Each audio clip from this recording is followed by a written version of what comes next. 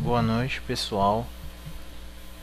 Essa nova aula vai ser para ajudar uma amiga, tá? Ela tá com algumas dificuldades básicas no C++. Se vocês quiserem ler aqui, ela fala sobre o professor dela, as aulas dela e tal, um negocinho bem rapidinho. Enfim, as dúvidas delas. Trata-se de bibliotecas, quais as mais usadas, métodos, função, né? Métodos. Depois, como declara métodos, eu acredito, quais são os mais usados, condições, Cout e o System Pause. Ok. Então vamos lá, Manuela. Deixa eu copiar o código aqui para agilizar o processo. Manuela, pessoal, né? Eu acredito que essas aqui são as principais bibliotecas. Com essas bibliotecas, acredito que será o suficiente para suprir qualquer necessidade que tu tenha a ter no teu curso, tá bom? Se tu for usar o C++, essas aqui já bastam, ok? Agora deixa eu explicar o que são bibliotecas. Bibliotecas são... você conhece, por exemplo, como você mesmo era até sua dúvida, o Cout. O Cout é o comando para imprimir, ou é para copiar, não lembro, enfim. O printf, por exemplo, que é o comando para escrever uma mensagem na tela. Mensagem na tela, ok? Todo mundo conhece, né? Printf é esse comando para escrever essa mensagem na tela. Só que para ele funcionar corretamente, por mais perfeito que ele esteja, para ele funcionar, ele precisa de uma biblioteca. Eu não me vem à cabeça qual dessas bibliotecas é necessário. Eu acredito que seja essa. Eu acredito que seja essa. É preciso essa biblioteca. Se você vai usar métodos, se você vai fazer um método, criar um método e tal, é preciso sim uma biblioteca, que eu também não sei qual. Por via das dúvidas eu uso essas três, ok? Então não tem erro, você usa essas três aqui, decora essas três aqui e morreu. Você não vai precisar mais do que isso, eu lhe garanto. Então bibliotecas, eu espero que tenha sido... Você vai entender mais de bibliotecas quando eu falar de métodos, ok? Então vamos para a próxima dúvida. O que será a próxima dúvida? Vem função, o método main. Ok, o que é o método main? O método main é o seguinte: tudo que você fez, todo o seu código, o programa passa a compilar depois do método main. Então, você inicia o método main, ok? Esse aqui é o método main. Tudo que está aqui é o que o programa vai compilar. O que tem aqui fora, ele não lê instantaneamente. Tipo, o programa lê em pastas. Ele começa daqui, depois a segunda linha, depois a terceira, mas ele não lê isso daqui e isso daqui. Ele começa sempre depois do método main, quer dizer início. Ele começa sempre do início, depois do método main, ok? Espero ter sido claro enquanto a isso. Deixa eu ver, vamos ver outra dúvida. Zandas. Tá aqui, método main, né? Depois a inclinação de função, ou seja, método, certo? Quais são as mais usadas? Querida, é o seguinte, não existe um método mais usado do que o outro. Então, eu pensei aqui num programazinho que vai ajudar a gente bastante, tá bom? O que é que esse programa vai fazer? Eu vou usar tudo que você diz. Se você quer aprender sobre estrutura de condições, métodos, funções e tal, acredito que com esse programa vai ser o suficiente. Com esse programa a gente vai precisar de uma variável chamada resposta, uma variável global. Eu vou explicar por que global. A gente vai precisar também de dois métodos.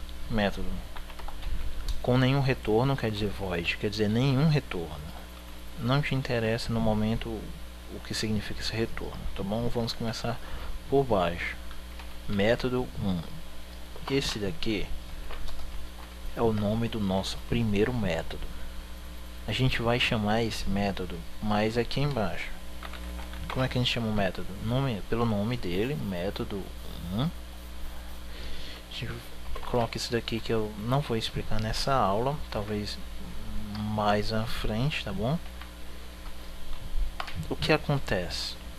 Aqui, como eu disse, o método main, o método de onde vai iniciar o programa. Esse daqui é uma função que a gente vai chamar, tá bom? Digamos que a gente faça o seguinte: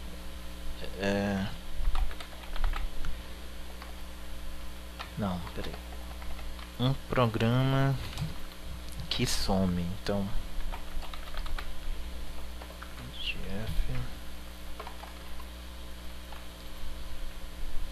deixa eu dar um pause aqui, eu vou digitar um pouco do código do já eu retorno.